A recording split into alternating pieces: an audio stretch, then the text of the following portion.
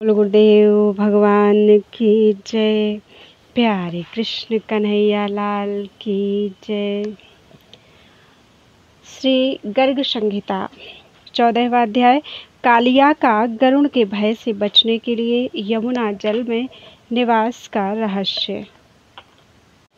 राजा बहुलास्व ने पूछा, ब्राह्मण, रमणक द्वीप में रहने वाले अन्य सर्पों को छोड़कर केवल कालिया नाग को ही गरुड़ से भय क्यों हुआ?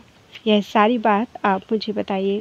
श्री नारद जी ने कहा, राजन, रमणक द्वीप में नागों का विनाश करने वाले गरुड़ प्रतिदिन जाकर बहुत से नागों का संहार करते थे। अतः एक दिन भय से व्याकुल हुए वहां के सर्पों ने उस द्वीप में पहुंचे हुए क्षुब्ध गरुड़ से इस प्रकार कहा। नाग बोले, हे गरुत्मन, तुम्हें नमस्कार है। तुम साक्षात भगवान विष्णु के वाहन हो। जब इस प्रकार हम सर्पों को खाते रहोगे तो हमारा जीवन कैसे सुरक्षित रहेगा? इसलिए प्रत्येक मास में एक बार पृथक पृथक एक एक घर से एक सर्प की बलि ले लिया करो। उसके साथ वनस्पति तथा अमृत के समान मधुर अन्न की सेवा भी प्रस्तुत की जाएगी। यह सब विधान के अनुसार तुम शीघ्र स्वीकार करो। गरुण जी बोले, आप लोग एक एक घर से एक एक नाग की प्रतिदिन बलि दिया करें, अन्यथा सर्प के बिना दूसरी वस्तुओं की बलि से मैं कैसे पेट भर सकूंगा? वह तो मेरे लिए पान के बीड़े के तुल्य होगी। नारद जी कहते हैं, राजन, उनके यूं कहने पर सब सर्पों ने आत्मरक्षा के लिए एक एक करके उन महात्मा गरुड़ के लिए नित्य दिव्य बलि देना प्रारंभ कर दिया।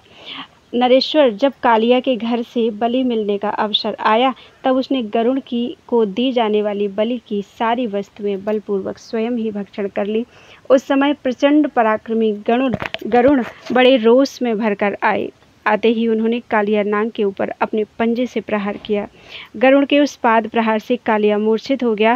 फिर उठकर लंबी सांस लेते और जिह्वाओं से मुंह चाटते हुए नागों में श्रेष्ठ बलवान कालिया ने अपने 100 फण फैलाकर विषैले दांतों से गरुड़ को वेगपूर्वक डस लिया। तब दिव्य वाहन गरुड़ ने उसे चोंच में पकड़कर पृथ्वी पर दे मारा और पांखों से बारंबार पीटना आरंभ किया।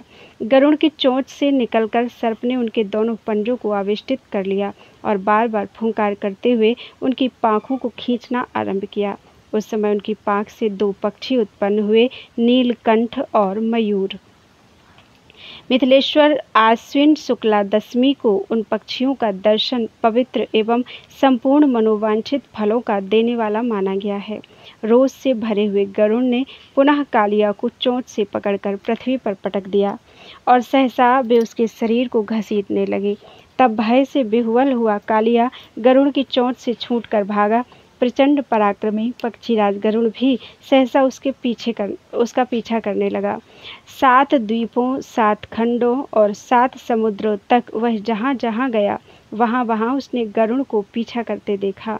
वह नाग, भूरलोक, भुवरलोक, स्वरलोक और महरलोक में क्रमशः जा पहुँचा और वहाँ से भागता हुआ जनलोक में पहुँच गया।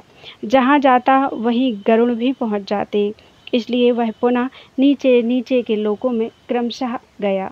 किंतु श्री कृष्ण भगवान विष्णु के भय से किसी ने उसकी रक्षा नहीं की। जब उसे कहीं भी चैन नहीं मिली तब भय से व्याकुल कालिया देवाधिदेव शेष जी के चरणों के निकट गया और भगवान शेष को प्रणाम करके परिक्रमा पूर्वक हाथ जोड़कर विशाल पृष्ठ वाला कालिया दीन, भयातुर और कंपित होकर बोला। कालिया ने कहा, भूमि भरता भुवनेश्वर भूमन, भूमि भारहारी प्रभु, आपकी लीलाएं अपार हैं। आप सर्व समर्थ पूर्ण परात्पर पुराण पुरुष हैं। मेरी रक्षा कीजिए, रक्षा कीजिए। नारद जी कहते हैं, कालिया को दीन और भयातुर देख फणीश्वर देव जनार्दन ने मधुर वाणी से उसको प्रसन्न करते हुए कहा। शेष जी बोले, महामते कालिया, मेरी उत्तम बात सुनो। इसमें संदेह नहीं कि संसार में कहीं भी तुम्हारी रक्षा नहीं होगी। रक्षा का एक ही उपाय है, उसे बताता हूँ, सुनो। पूर्व काल में सौभरी नाम से प्रसिद्ध एक सिद्ध मुनि थे। उन्होंने वृंदावन में यमुना के जल में रहकर 10,000 वर्षों तक तपस्या की। उस जल में मीन राज का विहार देखकर उनके मन में भी घर बरसाने की इच्छा हुई।